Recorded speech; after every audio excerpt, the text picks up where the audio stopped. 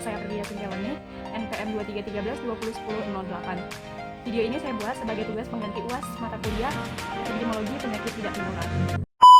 Untuk materi yang saya ambil adalah penyakit gondok. Di sini saya mengambil penyakit gondok atau seruma. Nah, untuk epidemiologi penyakit gondok ini sendiri, itu gondok merupakan masalah kesehatan yang umum terjadi di seluruh dunia. 1-15% penduduk dunia itu mengalami gondok. Yang lebih sering terjadi pada wanita usia produktif. Dan prevalensinya tuh meningkat seiring bertambahnya usia. Nah, untuk berdasarkan OTW, orang, tempat, dan waktu. Oke, kita akan membahas tentang orang. Untuk orang sendiri itu, jenis kelamin wanita itu lebih sering terkena penyakit gondok dibandingkan pria. Prevalensinya itu meningkat pada usia wanita usia produktif dan pasca menopause. Dan umurnya sendiri itu usia 30-50 tahun, usia lanjut lebih dari 50 tahun. Untuk resiko individunya sendiri itu ada riwayat keluarga dengan gangguan tiroid, status gizi yang buruk, dan paparan lingkungan. Berdasarkan tempat, distribusi geografis itu di daerah pegunungan, prevalensinya lebih tinggi, dan defisiensi yodium endemis.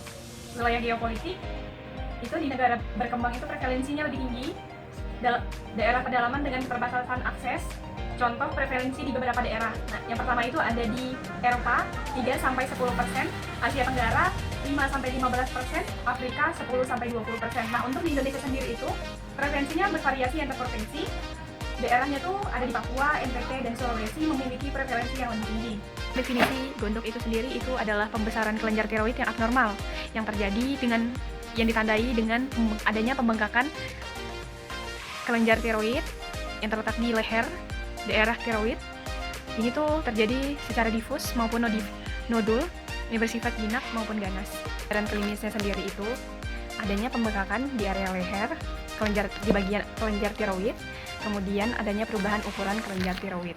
Untuk etiologinya sendiri itu ada defisiensi yodium, kemudian autoimun, kemudian ada faktor genetik. Ini tuh terjadi karena adanya riwayat keluarga yang memiliki penyakit dengan gangguan tiroid, kemudian ada paparan radiasi atau faktor lain, itu bisa berupa paparan radiasi.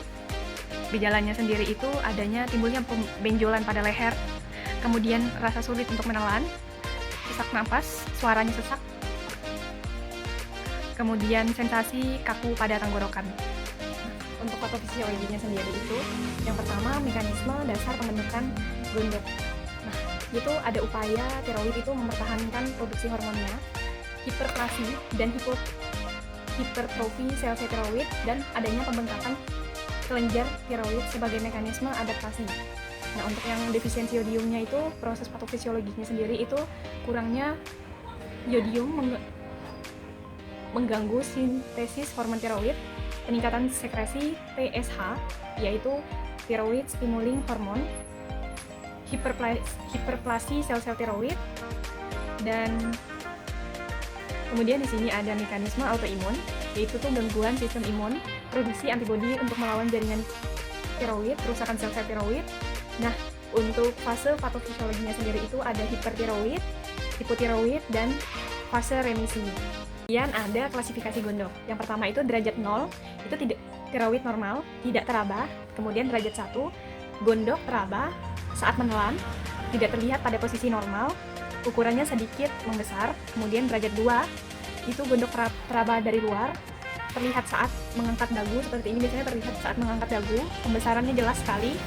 Kemudian yang derajat ketiga itu gondok terlihat jelas dari jarak jauh, orang lain bisa melihat. Kemudian ada pembesaran yang sangat signifikan, di sini tuh agak sebesar ini. Kemudian terlihat pada posisi yang normal. Kemudian derajat yang keempat atau yang terakhir itu gondok sangat besar, mendesak struktur, mengganggu fungsi anatomis tubuh. Untuk faktor resikonya sendiri itu ada kekurangan yodium, asupan yodium yang tidak mencukupi meningkatkan resiko pembesaran kelenjar tiroid. Kemudian ada usia. Nah, resiko itu meningkat pada usia individu biasanya berumur 40 tahun ke atas sampai 50 tahun ke atas. Nah, kemudian itu adanya riwayat keluarga yang memiliki gangguan sistem imun atau tiroid, itu sangat meningkatkan risiko kita bisa terkena penyakit gondok. Nah, biasanya juga mengonsumsi obat-obatan tertentu juga menjadi salah satu penyebab faktor resiko. Seperti contoh, obat yang dikonsumsi itu lithium, amidonidron dapat memicu gondok. Kemudian adanya paparan radiasi. Terpapar radiasi pada daerah leher atau dada, misalnya pengobatan kanker, itu meningkatkan resiko. Untuk pencegahannya sendiri itu, yang pertama kita dapat mengonsumsi yodium yang cukup. Pastikan asupan yodium dari makanan seperti garam, beryodium, ikan, kerang, dan sayur-sayuran. Kemudian ada melakukan vaksinasi MMR. Vaksinasi ini penting untuk mencegah penyakit gondok, terutama pada anak-anak. Kemudian menjaga kebersihan, mencuci tangan secara teratur, hindari kontak dengan pengidap gondok. Kemudian 4. Rutin mengonsumsi bawang putih. Lalu melakukan pemeriksaan rutin. Nah, untuk prognosis penyakit gondok umumnya baik, terutama jika tidak terjadi adanya komplikasi. Penyakit ini dapat diobati secara medis dan banyak pasien mengalami perbaikan signifikan. Namun, risiko komplikasi seperti tirotoksikosis, gangguan jantung, dan osteoporosis ada, terutama pada kasus hipertiroid. Pada wanita hamil, gondok dapat meningkatkan risiko keguguran dan mempengaruhi janin. Sebagian besar pasien sembuh tanpa gejala tetapi beberapa mungkin mengalami komplikasi jangka panjang. Sekian.